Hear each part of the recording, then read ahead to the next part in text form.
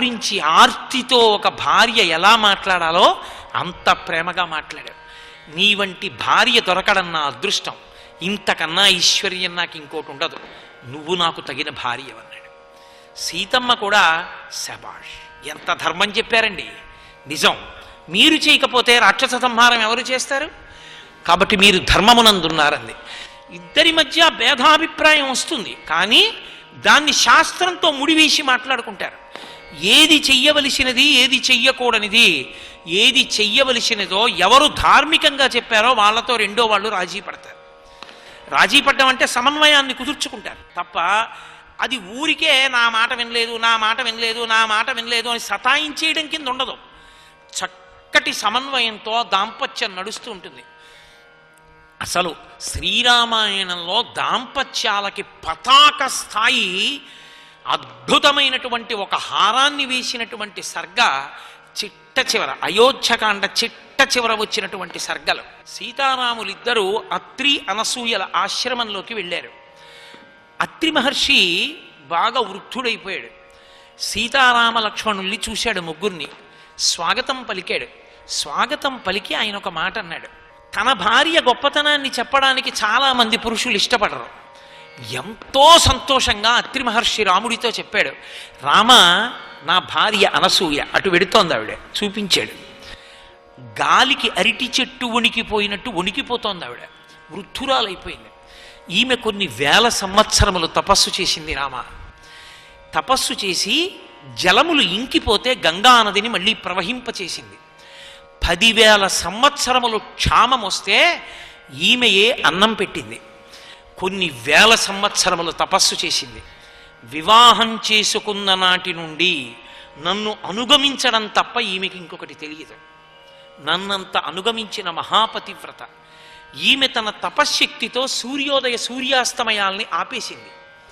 ఈమె తన తపశ్శక్తితో కౌశికుని భార్య అడిగితే మళ్ళీ ఆ సూర్యోదయం అయ్యేటట్టుగా చేసి మరణించిన ఆమె భర్త తిరిగి బతికేటట్టుగా అనుగ్రహించింది. ఆమె జీవితంలో ఆవిడ కోప్పడ్డం నేను చూడలేదు. ఆమె అనసూయ. పొంగిపోయాడు రామచంద్రమూర్తి. సీతారామ లక్ష్మణులు ప్రణమిల్లారు. అమ్మా సీతమ్మ అని పిలిచి, రామా, నీ భార్యని అనసూయ దగ్గరికి పంపు అన్నాడు. సీత వెళ్ళి ఆవిడికి నమస్కరించి ఆవిడ దగ్గర కూర్చో అన్నాడు రాముడు. లోపలికి వెళ్ళింది. అనసూయ వణికిపోతోంది, వృద్ధురాలైపోయి కూర్చునుంది ఆసనంలో.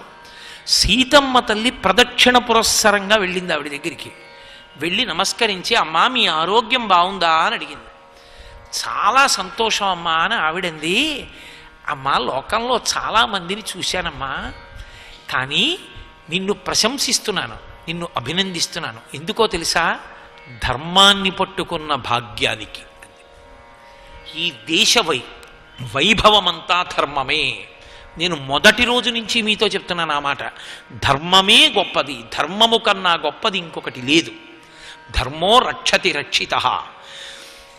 అమ్మ, పతిని అనుగమించడం భార్య యొక్క ధర్మం, పతి శుశ్రూష భార్య యొక్క ధర్మం, పతిని సేవించడం భార్య యొక్క ధర్మం. ఆ ధర్మం కోసం అంతఃపురాన్ని వదిలేశావు, పుట్టినిల్లు వదిలేశావు, అత్తవారిల్లు వదిలేశావు, ఐశ్వర్యాలు వదిలేశావు, రాజ్యాలు వదిలేశావు.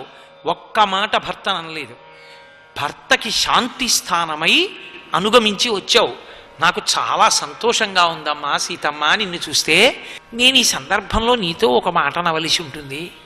చాలామంది భర్తని ఐశ్వర్యం కోసం వదిలిపెట్టేస్తుంటారమ్మా, కానీ నాకు నచ్చరటువంటి స్త్రీలు. నువ్వు అలా విడిచిపెట్టలేదమ్మా, భర్తను అనుగమించావు. వాళ్ళు రకరకాలైనటువంటి భావ ప్రకోపాల్లో ఉండి ఏదో ఒక కారణానికి భర్తని నింద చేస్తూ ఉంటారు. భర్త ఈశ్వర స్వరూపమని తెలుసుకోలేరు అంటూ ఆవిడ ఒక్కసారి ఆగి అంది, సీత, నేను చాలా ఆలోచించాను, ఎంతో సాహిత్యం చదివాను. నాతో విశిష్టం పశ్యామి బాంధవం విమృశంత్యహం. అసలు సర్వత్ర యోగ్యం వైదేహి తపకృత విహావ్యయం. ఎంతో కాలం నుంచి చేసిన కొన్ని వేల సంవత్సరముల తపస్సు యొక్క ఫలితం ఎక్కడుంటుంది? తనతోనే ఉంటుంది. నీ చేసిన తపస్సు ఎక్కడుంటుంది? నాలోనే ఉంటుంది, నా నోటి మాటగా ఉంటుంది. నేను చేసిన తపస్సు నన్ను సర్వదా కాపాడుతూ ఉంటుంది. చేసిన తపస్సు తనలోనే ఉన్నట్టు ఒక ఆడదాని కొన్ని కోట్ల సంవత్సరముల తపస్సే ఆమె కంటి ముందు కనపడుతున్న భర్త. తన ఫలితానికి తాను దూరం అయిపోవడం ఎటువంటిదో తన భర్తకి దూరంగా ఉండడం అటువంటిది. కానీ సీత, నువ్వు రాముణ్ణి అనుగమించావు, రాముడితో కలిసి ఉంటున్నావు. చాలా గొప్పగా ఉందమ్మా, నాకెంతో సంతోషంగా ఉంది. ఈ సందర్భంలో ఒకటి చెప్తాను. భర్త యందు దైవాన్ని చూచి అనుగమించినటువంటి పతివ్రత ఉన్నదే, ఆమె మాత్రం ఈశ్వరుణ్ణే పొందుతుంది. భర్త చెడ్డవాడు కావచ్చు, భర్త నరకానికి పోవచ్చు, భార్య పరమేశ్వరుని యందు ఐక్యమవుతుంది. కారణం ఆమె పాతివ్రత్యమేనమ్మా, ఎవరి కర్తవ్యత అనిష్ట వాళ్ళది అని. రాముడితో ఎలా రాగలిగావు అంతమందిని విడిచిపెట్టి? నీ మనసుకి ఎప్పుడూ కష్టం కలగలేదా అని అడిగింది. ఎవరు అడిగింది? అనసూయ. ఏ సామాన్యమైన తల్లి అడగలేదు. అనసూయమ్మతో మాట్లాడేటప్పుడు దాచినా ఆవిడ పట్టుకోగలదు. సీతమ్మ తల్లి అంది, అమ్మా కిం పునఃశ్లాఘగుణోత్తమ, మహానుభావుడమ్మా నా భర్త. సానుక్రోశో జితేంద్రియ, స్థిరానురాగో ధర్మాత్మ, మాతృవత్ పితృవత్ ప్రియ. ఇది ఒక భార్య దగ్గర భర్త పొందవలసినటువంటి స్థితి. ఆవిడంది, కిం పునర్యో గుణశ్లాఘ్య, నా భర్త గుణములను ఎన్ని మాటలు పొగిడినా సరిపోదమ్మా. అసలు గుణం కనపడాలి కానీ భర్తలో ప్రేమ ఉండాలి కానీ గుణములు తప్పేం కనపడతాయి. నా భర్త గుణములు ఎన్నమ్మా, ఎంత పొగిడినా చాలవమ్మా. అంతటి మహానుభావుడు నా భర్త. పైగా సానుక్రోశో జితేంద్రియ, ఇంద్రియములను గెలిచినవాడు. ఎక్కడ పడితే అక్కడ, ఎవరిని పడితే వాళ్ళని, ఏ చూపు పడితే ఆ చూపు నా భర్త చూడడం. దశరథ మహారాజు గారు భార్యగా చూసిన ఎవరినైనా నా భర్త తల్లిగానే చూశాడు. ఇంకా చెప్పనా అమ్మా, సానుక్రోశో జితేంద్రియ, ఆయన స్థిరానురాగో, ఆయన ప్రేమ ఇవాళ ఉండడం, ఏదో ఆయనకు అనుకూలమైనటువంటి పని జరిగింది కదా అని ప్రేమగా ఉండడం, ఏదో చిన్న తేడా వచ్చింది కదా అని కోప్పడిపోవడం నా భర్తకి తెలియవమ్మా అందావిడ. నేను ఏదైనా పొరపాటు చేస్తే పాపం తెలియనితనం కదూ, చిన్నది కదూ, తెలియనితనం చేసింది, చెప్తే సర్దుకుంటుందని ప్రేమిస్తాడమ్మా. అంతేకాని నేను తప్పు చేశానని కోప్పడ్డు సుమా. నా తల్లి అంటే నాకెంత ప్రేమో. నీ తల్లిని ఎందుకు ప్రేమిస్తావు అని అడిగితే కారణం ఏం చెప్పను? నీ తండ్రిని ఎందుకు ప్రేమిస్తావంటే కారణం ఏం చెప్పను?